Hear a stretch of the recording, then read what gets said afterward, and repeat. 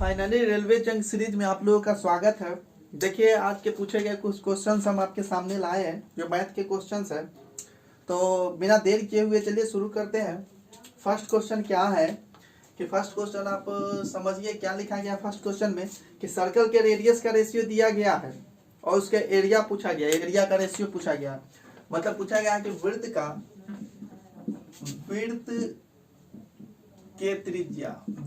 के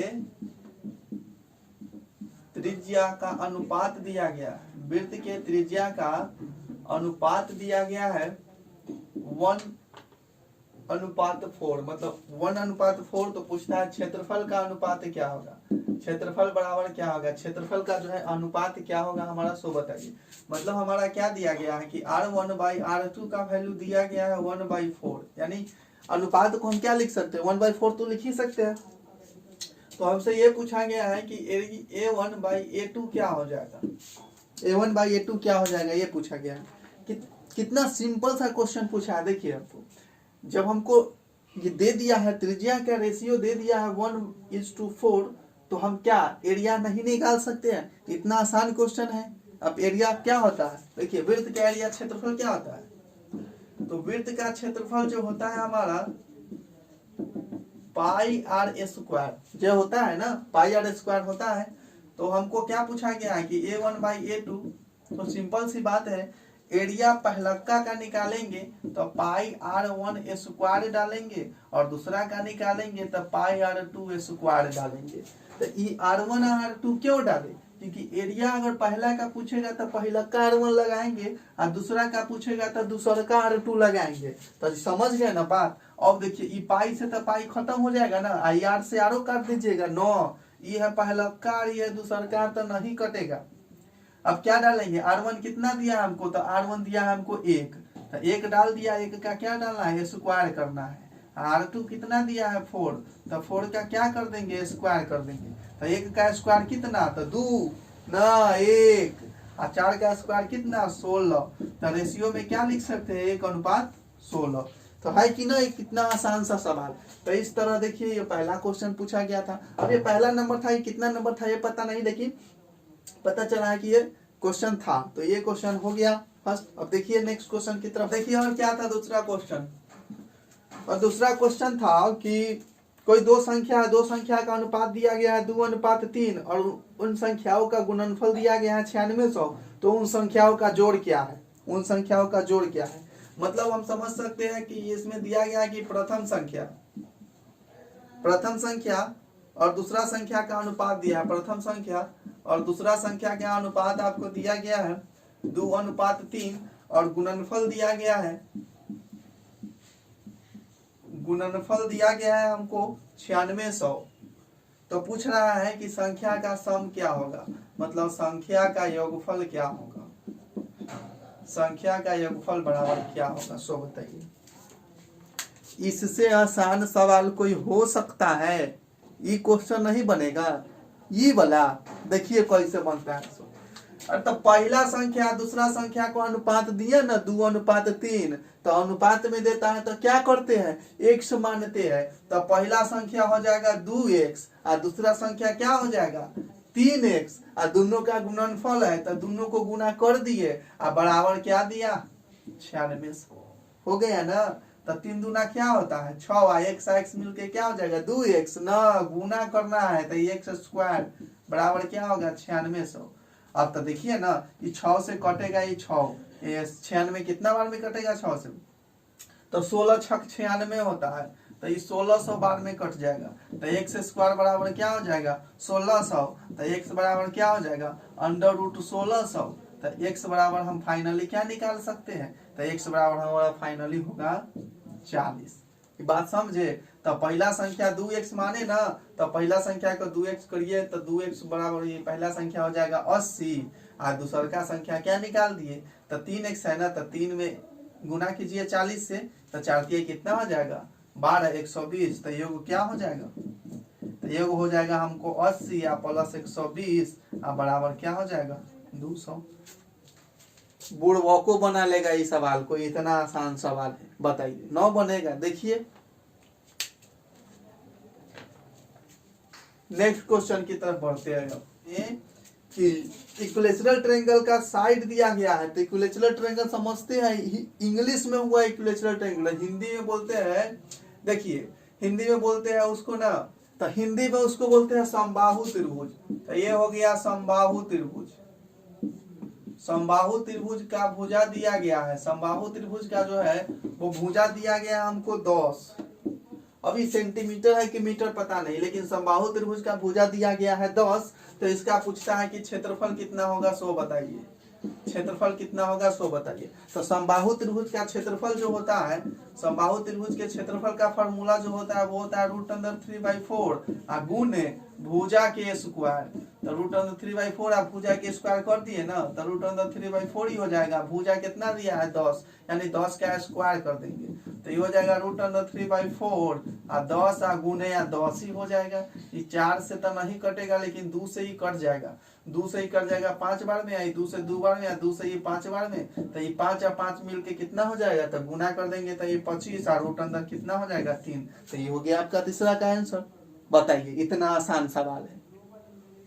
चलिए अब आगे बढ़ते हैं कि किसी वस्तु को 52,600 रुपया में बेचने से, किसी वस्तु को 52,600 रुपया में बेचने से 25% का जो है हानि हो जाता है, तो उस वस्तु को खरीदा कितना में गया था। तो आप ही दिमाग लगाइए कि कोई वस्तु को बेचने से हमको हानि हो जाता है, कि वस्तु को बेचने से हमको हानि हो जाता है, तो ऑटोमेटिक ये बात है कि उस वस्तु को हम खरीदे होंगे ज्यादा में कि कम में। जितना में बेच रहे हैं उतना से ज्यादा में खरीदे होंगे, तब ना हमको हानि हो गया बेचने पर। तो 52,600 रुपया में हम बेच रहे हैं, तो हम खरीदे होंगे 52,600 से ज्यादा में। तो देखिए कैसे बनता है, टूब टूब बनेगा क्वेश्चन। कैसे, देखिए 52,600 रुपया में बेच दिया। देखिए जब लाभ हानि प्रतिशत में दे ना, तो 100 लगा के सोचना है, 100 से सोचना है हमको। अगर लाभ होगा तो 100 में उतना जोड़ दीजिए, हानि होगा तो 100 में उतना घटा दीजिए। मतलब जितना प्रतिशत देगा ना, तो लाभ के केस में 100 में उतना बढ़ा के जोड़िए, हानि में 100 में उतना घटा के जोड़िए। तो 25% का हानि होता है, मतलब 75% हुआ। अब 75% का मतलब कितना होता है, 75/100 होता है। इसको काटिएगा तो ये कट जाएगा, ये हो जाएगा 3/4 होगा ना, 3/4। तो अब देखिए सीपी कैसे निकलेगा, तो सीपी कैसे निकलता है, तो देखिए ना सीपी कैसे निकलता है। तो जितना एसपी है ना उसको लिख दीजिए। तो 52,600 रुपया एसपी है। आप सोचिए कि हमको वैल्यू आवा तो ज्यादा ना लाना है, सीपी तो ज्यादा ना होगा। तो ये देखने, मुंह देखने के लिए 3/4 नहीं दिया है, इसका काम है। तब ये 3/4 को इसके साथ क्या करेंगे, गुना करेंगे। तो 3/4 को गुना करेंगे कि 4/3 को गुना करेंगे, तो अपना लिखेंगे। तो वैल्यू ज्यादा लाने के लिए ज्यादा वैल्यू को ऊपर रखते हैं, कम वैल्यू को नीचे रखते हैं। तो ज्यादा वैल्यू तो इसमें 3 में और 4 में कौन है, तो 4 है। तो 4 को ऊपर रखेंगे या 3 को नीचे रखेंगे। तो ये 3 से ही कट रहा है क्या, तो यह 3 होता है, आई बच जाएगा 2। तो 7 होता है, 5 15 होता है, 00। तो 17,500 को 4 से गुना करेंगे ना, तो 4 0 0 4 0 0 4 0 0 7 चौका 28 और 2 20 के 0 4 3 7 70,000 रुपया हो जाएगा उसका आंसर। तो इतना आसान होता है, 2 से बन गया। अब चलिए आगे बढ़ते हैं नेक्स्ट क्वेश्चन। देखिए नेक्स्ट क्वेश्चन 5 नंबर में क्या कहता है कि कोई क्वाड्रिलेटरल है, क्वाड्रिलेटरल को हिंदी में चतुर्भुज बोलते हैं। तो चतुर्भुज के कोण का अनुपात दिया गया है और पूछता है कि इसमें सबसे कम वाला एंगल कौन होगा, मतलब सबसे कम वाला कोण कौन सा होगा। तो चतुर्भुज है, देखिए चतुर्भुज है, चतुर्भुज के कोण बोला है कि चतुर्भुज के कोण का अनुपात में दिया गया है आपको 2:6:4:8। तो बोलता है कि सबसे छोटा कोण का मान कितना होगा, सबसे छोटा कोण का वैल्यू कितना होगा। तो सीधा सा बात है, चतुर्भुज दिया है ना, तो चतुर्भुज में कै गो कोण होता है, 4 गो कोण है। चतुर्भुज के चारों कोण का योगफल कितना होता है, तो 360 डिग्री होता है। ये बात समझ रहे हैं, तो समझ रहे हैं। तो देखिए जब इतना बात समझ गए कि चतुर्भुज के चारों कोणों का योगफल 360 होता है ना, तो देखिए 360 होता है। तो जब रेशियो में दिया है तो हमको लगा लेना है x। तो पहला हो जाएगा कोण 2x, दूसरा का हो जाएगा 6x और तीसरा का हो जाएगा 4x, आई हो जाएगा 8x। आई सब का जोड़ कितना दिया है, यानी कि सब का योगफल कितना होता है, दिया तो नहीं है लेकिन होता कितना है तो हमको पता है ना, और नहीं पता है तो जान लीजिए कि 360 डिग्री होता है। तो बराबर में लिख देंगे 360 डिग्री और सबको जोड़ दीजिए। तो 8 4 12 6 18 दो कितना होता है 20 होता है, तो 20x बराबर हो जाएगा 360 डिग्री, एगो जीरो से एगो जीरो, ये 18 बार में कट जाएगा, तो x बराबर कितना हो जाएगा 18। तो सबसे छोटका में कौन है, देखिए ना सबसे छोटा कौन कौन है इस सब में से, 2 है कि 6 की 4 की 8, ये तो बुढ़वा को समझ जाएगा, 2 है, तो सबसे छोटा हमारा 2 हो गया, 2x, तो 2 हो जाएगा, x के जगह हम 18 रखेंगे, तो 18 दूना 36 डिग्री, सबसे छोटा कौन 36 डिग्री आएगा। ये सब क्वेश्चन ना बनेगा, बताइए, ठेला रिक्शा खींचने वाला ही बना देगा, बात करते। देखिए अब नेक्स्ट क्वेश्चन की तरफ हम बढ़ते हैं, तो हमको क्या दिया गया, नेक्स्ट क्वेश्चन जो है हमारा दिया गया है x प्लस वाई बराबर 75 दिया गया है, और क्या दिया है x square minus y square बराबर दिया गया है 300। तो आपसे पूछा है कि x माइनस वाई बराबर क्या होगा, इससे भी आसान कोई सवाल होता है नहीं। देखिए लोल पर बन जाएगा, फॉर्मूला होता है कि x square minus y square बराबर क्या आता है, एक्स प्लस वाई या एक्स माइनस वाई, है ना।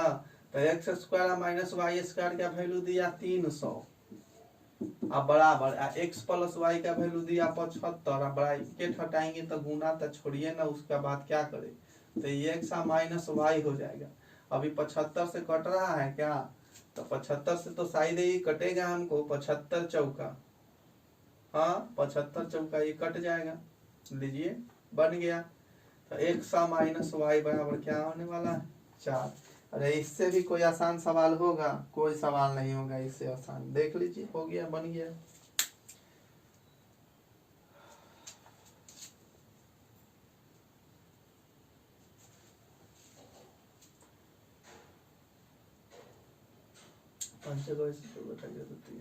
नेक्स्ट क्वेश्चन हमारा हो गया है स्क्वायर वर्ग का परिमाप। देखिए क्या कह रहा है कि कोई वर्ग है, उस वर्ग का परिमाप दिया गया है 44 मीटर। तो वर्ग का परिमाप दिया गया है, वर्ग का परिमाप है 44 मीटर, ये दिया गया है क्वेश्चन में। तो हमसे पूछ रहा है कि उसका क्षेत्रफल कितना होगा, क्षेत्रफल क्या होगा। ऐसा ऐसा सवाल पूछेगा रेलवे, धुआं कर देगी ऐसा सवाल। देखिए वर्ग का परिमाप 44 मीटर है, क्षेत्रफल क्या होता है, तो वर्ग का क्षेत्रफल होता क्या है सो बताइए। तो क्षेत्रफल बराबर क्या होता है, भुजा का स्क्वायर, भुजा का स्क्वायर होता है।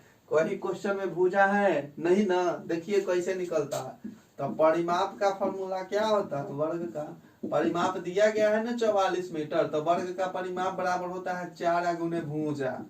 तो ये 44 है ना मीटर, और देखिए यहाँ से तो भुजवा निकाल सकते हैं ना, तो ये कट जाएगा तो 11 बार में हो जाएगा। तो भुजा बराबर क्या होगा, भुजा बराबर हो गया 11 मीटर। तो क्षेत्रफल बराबर क्या हो जाएगा, तो क्षेत्रफल बराबर होता है 11 का स्क्वायर, यानी कि भुजा का स्क्वायर। तो 11 का हम स्क्वायर डायरेक्ट कर देंगे तो 121 ना आ जाएगा, कितना सिंपल सा है, मीटर स्क्वायर में हो जाएगा। बताइए खाली मोबाइल चलाने से होगा, 1.5 GB खत्म करने के चक्कर में बर्बाद हो जाएगा। देख लीजिए ऐसे न क्वेश्चन पूछता। हाँ तो देखिए अब आपका आ गया है टाइम एंड वर्क का क्वेश्चन। कहता है ए बी से दुगना कार्य करता है, मतलब ए बी से दुगुना कार्य करता है। तो ए बी से दुगना कार्य करता है, ए या बी मिल के 20 दिन में काम करता है, ए या बी दोनों मिल के 20 दिन में काम करता है। तो पूछता है कि बी जो है अकेला कितना दिन में करेगा। समझ गया, दो को मिला देते हैं तब 20 दिन में काम खत्म होता है, तो एगो को मिलाएंगे तो कितना दिन में काम खत्म होगा, 20 दिन से ज्यादा में कि कम में, तब 20 दिन से ज्यादा न लेगा। देखिए कैसे बनता है यहाँ, तो ए बी का पहले रेशियो निकालिए ना, तो दुगना काम करता है तो उसको क्षमता बोलते हैं। जिसका क्षमता ज्यादा होगा वो ज्यादा जल्दी काम खत्म करेगा।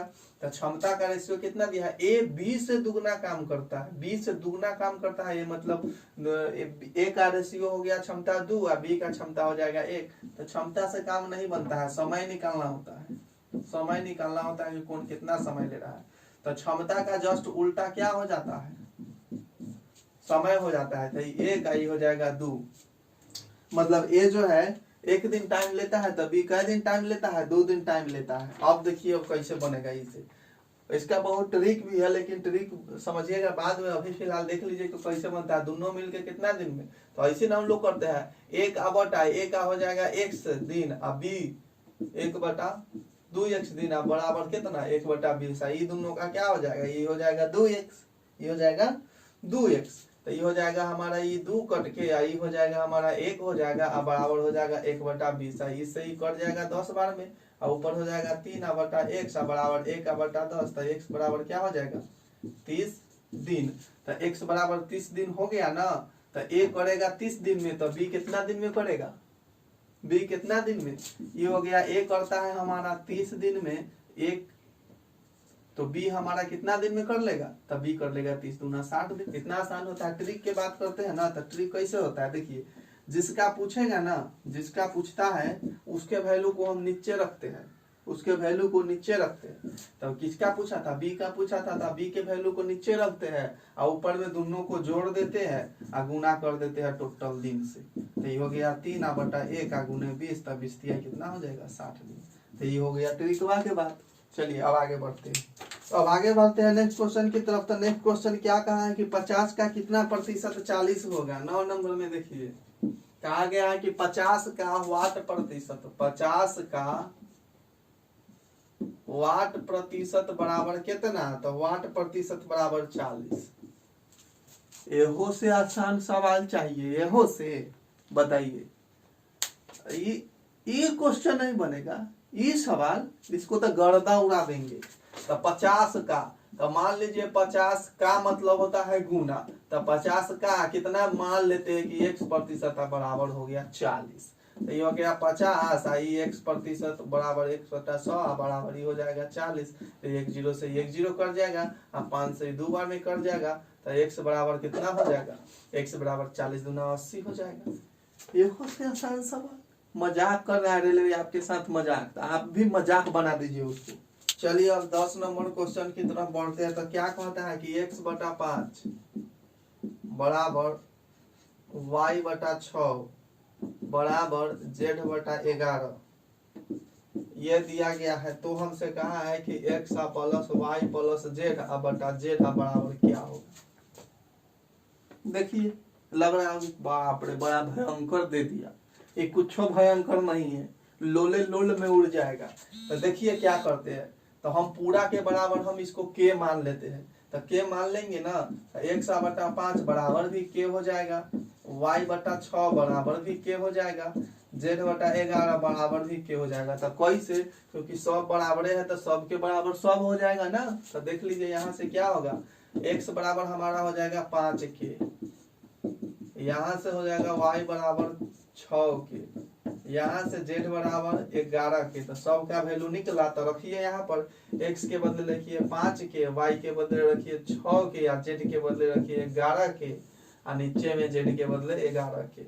तो पूरा हो जाएगा 6 5 11, 11 दूना 22k, अब बटा में 11, k से k खत्म, हमारी हो गया 2। तो इसका क्या वैल्यू आएगा, तो इसका वैल्यू 2 आ जाएगा, आपका आंसर हो गया। ये तो मजाक करना है ना, ऐसा मजाक नहीं ना क्वेश्चन हुआ।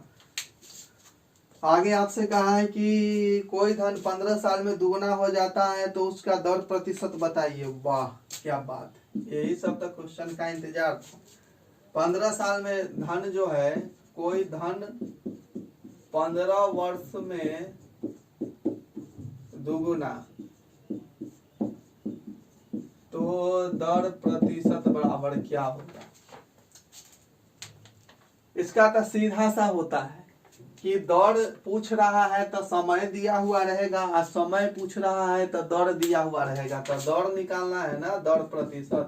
तो दर प्रतिशत बराबर होता है n-1 बटा टाइम गुने 100। ये तो सब समझ रहे हैं।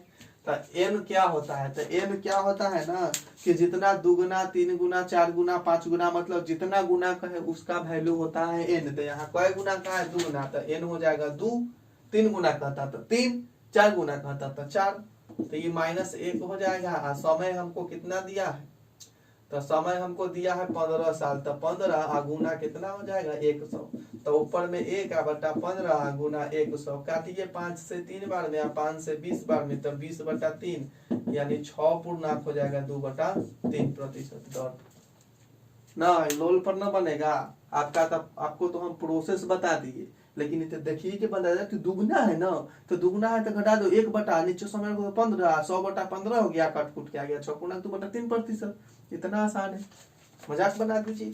अगला क्वेश्चन देखते हैं। अगला क्वेश्चन क्या है कि वो ये तो गर्दा उड़ा दिया है, क्वेश्चन सब तो इतना आसान न दे रहा है कि बताइए। ट्रिग्नोमेट्री का क्वेश्चन है कि साइन थीटा बराबर दिया गया है आपको 5/13, तो पूछा है ना आपसे, तो पूछा है कि cos theta plus cos theta minus में ten theta by 2 cot theta का वैल्यू क्या होने वाला है। देखिए का वैल्यू होने वाला है, तो साइन थीटा का फॉर्मूला जानते हैं, साइन थीटा बराबर होता है लंब बटा कर्ण। तो लंब बटा कर्ण वैल्यू कितना दिया है 5/13 दिया है ना। तो जब ऐसा क्वेश्चन दे ना तो एगो इन्हें त्रिभुज बनाइएगा, त्रिभुज समझते हैं ना 3 गो कोण वाला, तो ये हो गया त्रिभुज हो गया। ये राइट एंगल मतलब समकोण त्रिभुज हो गया, ये ए हो जाता है, ये बी हो जाता है, ये सी हो जाता है। तो इस हिसाब से हमको लंब जो होता है ये खड़ा वाला होता है, तो ये दिया है 5 और कर्ण दिया है बड़का वाला 13, तो 5 और 13 होता है ना, तो ये जो हमारा हो जाता है वो 12 हो जाता है। कितना हो जाता है 12। कैसे निकालते हैं, तो ये लंब देखिए, लंब आधार और कर्ण में एगो रिलेशन होता है। क्या रिलेशन, कर्ण का स्क्वायर बराबर होता है लंब के स्क्वायर और प्लस में आधार के स्क्वायर। तो अगर कर्ण निकालना हो तो ये फार्मूला लगाएंगे, और लंब निकालना हो तो देखिए, लंब निकालना हो तो ये आधार इसमें से क्या हो जाएगा माइनस, और जब आधार निकालना हो तो लंब इसमें क्या हो जाएगा माइनस। तो लंबा कर्ण दिया है तो हमको क्या निकालना है, आधार निकालना है। तो आधार का स्क्वायर बराबर क्या हो जाएगा, फिर वही कर्ण के स्क्वायर और माइनस में हमारा हो जाएगा लंब के स्क्वायर। तो देखिए कि कर्ण बराबर हमको 13 का स्क्वायर और माइनस में हो जाएगा 5 का स्क्वायर। तो 13 के स्क्वायर कितना होता है 169 होता है, 5 का स्क्वायर होता है 25, तो घट के आ जाएगा 144। ये स्क्वायर है तो क्या करते हैं इस पर अंडर रूट हो जाता है 144, तो फाइनली क्या निकल के आता है 12, तो वही हो गया 12। तो अब हमसे जो पूछा है उसका वैल्यू रख देते, तो कॉस थीटा बराबर क्या होता है, तो कॉस थीटा बराबर होता है आधार बटा लाल कक्का, याद रखिएगा ये फॉर्मूला एक होता है लाल कक्का, लाल कक्का। एल मतलब लंब, ए मतलब आधार, के मतलब कर्ण, तो तीनों को होता है साइन। ये हो गया साइन का, ये हो गया कॉस का, ये हो गया टेन का। तो हमको कॉस थीटा है ना, तो कॉस थीटा बराबर क्या वैल्यू, कॉस थीटा बराबर फॉर्मूला होता है आधार बटा कर्ण। तो आधार कितना है हमारा, आधार निकल के आ गया है 12 और कर्ण हमारा दिया गया है 13, और माइनस तो माइनस, और tan थीटा बराबर होता है लंब बटा आधार। तो लंब है हमारा 5, आधार दिया गया है 12, और नीचे में कितना हो जाएगा तो 2 गुण है कॉट का क्या होता है, तो tan का जस्ट उल्टा होता है कॉट, tan का जस्ट उल्टा होता है कॉट। तो tan का वैल्यू 5/12 है ना, तो कॉट का उल्टा हो जाएगा 12/5। इसको सॉल्व कीजिए तो 12 13 12 का जो है एलसीएम हमारा कितना हो जाने वाला है, तो अभी उसको वैसे ही रहने दीजिए। एलसीएम निकालना है तो निकाल लीजिए 13 और 12 का, तो गुना डायरेक्ट तो ही होगा, किसी से लगेगा नहीं। तो 12 के 36 का 6 हो जाएगा, ये 12 और 3 15 156 हो जाएगा।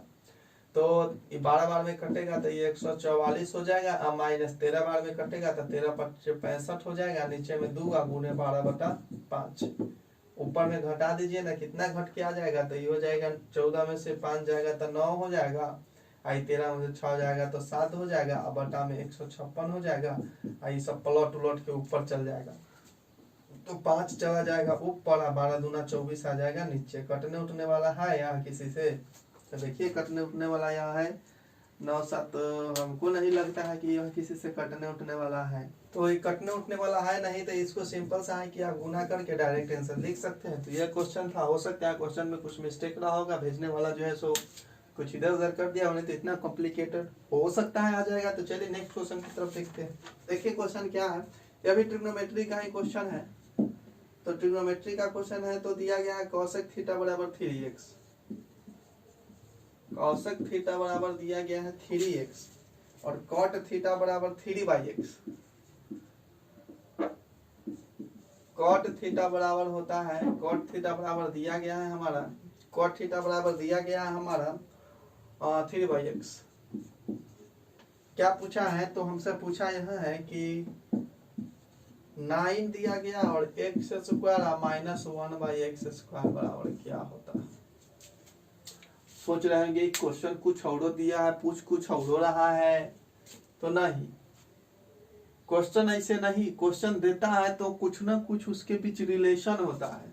तो कोसेक थीटा कॉट थीटा में एगो रिलेशन होता है, सुने रिलेशन, तो cosec square theta minus cot square theta बराबर क्या होता है, तो 1 होता है। तो इसी पर बनेगा यहाँ, तो कोसेक का स्क्वायर कीजिएगा, इसका स्क्वायर तो हमको 3x का भी स्क्वायर करना पड़ेगा, तो ये हो जाएगा 9x² माइनस कॉट का स्क्वायर कीजिएगा तो 3/x का भी, तो ये भी हो जाएगा हमारा 9/x² बराबर तो क्या होता है, 1 होता है। तो दोनों में से 9 कॉमन लीजिएगा तो ये बचेगा x² माइनस 1/x² बराबर 1। हाँ तो बन देखिए आ तो गया, इतना ही बराबर क्या होता है, 1, तो आंसर होगा 1। इतना आसान था। रिलेशन क्वेश्चन देता है तो उसमें कुछ ना कुछ रिलेशन होता है। तो चलिए अब नेक्स्ट क्वेश्चन की तरफ बढ़ते हैं। तो नेक्स्ट क्वेश्चन हमारा अब दिया गया है, ये रेकरिंग वाला क्वेश्चन है। तो रेकरिंग वाला क्वेश्चन है तो विशेष तो इसमें कुछ है नहीं, रेकरिंग का क्वेश्चन दिया गया था। कहा गया है कि 0.2 के ऊपर रेकरिंग है या प्लस 0.5 के ऊपर रेकरिंग है या प्लस 0.7 के ऊपर रेकरिंग है और प्लस में 0.8 के ऊपर रेकरिंग है। तो सबको जोड़ना है, तो सोचेंगे कोई ट्रिक उरिक तो इसका होगा जोड़ने उड़ने का, तो कुछ ट्रिक नहीं है, सबको ऐसा ही जोड़ दीजिए। तो 8 7 15, 15 5 20 2 कितना हो जाएगा, 22। तो ठीक है 22 हो जाएगा ऑप्शन में। तो 2.2 के ऊपर रेकरिंग लिख सकते हैं। अगर ऑप्शन में ऐसा नहीं है तो एक और तरीका होता है, इसको 0.222 आप लिख सकते हैं, इसको 0.555 आप लिख सकते हैं, उसको 0.777 लिख सकते हैं, उसको 0.888 लिख सकते हैं। यानी कहने का क्या मतलब हुआ, सीधा सा यही तो क्वेश्चन में है। कहने का सीधा सा मतलब यह हुआ कि रेकरिंग लगा हुआ आता है, तो क्वेश्चन में को उस रेकरिंग लगा हुआ जिस पर रहता है उसको कई बार लिखते हैं। ऑप्शन मिल गया 2.2 के ऊपर रेकरिंग, तो ठीक है, नहीं तो इस तरह से आप जोड़ के लिख लीजिएगा। तो ये सब जोड़िएगा ना, तो 2.4 के ऊपर रेकरिंग ये आ जाएगा। तो जो भी ऑप्शन में हो आप। तो नेक्स्ट क्वेश्चन हमारा जो कह रहा है ना, वो है कि दो सहभाज्य संख्या का एलसीएम 119 है। वाह, देखिए अच्छा क्वेश्चन है कि दो सहअभाज्य संख्या, सहअभाज्य संख्या मतलब को प्राइम समझिए, को प्राइम नंबर का एलसीएम जो दिया गया है वो 119 दिया गया है। तो पूछता है कि संख्या, तो पूछा है कि वो संख्या नहीं एचसीएफ क्या होगा, तो एचसीएफ क्या होगा, तो एचसीएफ क्या होगा। दो सहभाज्य संख्या यानी को प्राइम नंबर का एलसीएम 119 दिया गया है। तो पूछता है कि जो संख्या है दोनों संख्या का एचसीएफ कितना होगा। तो को प्राइम समझते हैं, सहभाज्य संख्या समझते हैं, माने जिसका एचसीएफ 1 आता है। तो सहभाज्य कोई भी संख्या हो उसका एचसीएफ हमको 1 ही आता है, यानी कि उसमें कोई रिलेशन होता नहीं है। जैसे कि देखिए हम 3 या 5 लेंगे तो इन दोनों के बीच एचसीएफ कितना आएगा, 1, एचसीएफ 1 आएगा। और 3 5 छोड़िए, हम 23 और 37 लेते हैं, ये भी को प्राइम नंबर है, ये भी को प्राइम नंबर है। तो देखिए इसका भी एचसीएफ क्या आएगा, 1 आएगा। तो सीधा सा बात है कि जब को प्राइम नंबर दे तो एचसीएफ हमारा 1 आ जाएगा। आप पूछ दे कि दोनों संख्यावा कौन था, तो संख्यावा कौन था, तो कोई दो ऐसा भाज्य संख्या लीजिए जिसका एलसीएम 119 आ जाए, मतलब दोनों को गुना करने से 119 आ जाए। तो 17 7 19 से तो 7 हो जाएगा, एगो 17 हो जाएगा, 7 17 हो जाएगा संख्या आपका 17 7 19 से। तो ये दोनों का भी आप देख सकते हैं कि एचसीएफ 1 आएगा। तो इस तरह से 15 क्वेश्चन अभी हम करवा रहे हैं। नेक्स्ट क्वेश्चन फिर बाद में हम करवाएंगे, कुछ देर बाद करवाएंगे, वो भी आपको बहुत जल्दी मिल जाएगा। तो बने रहिए हमारे साथ, देखते रहिए। बहुत ही शॉर्ट, इजी और बहुत ही आसान तरीका में आपको समझा देंगे इस तरह के क्वेश्चन। चलिए आप नेक्स्ट वीडियो में देखेंगे।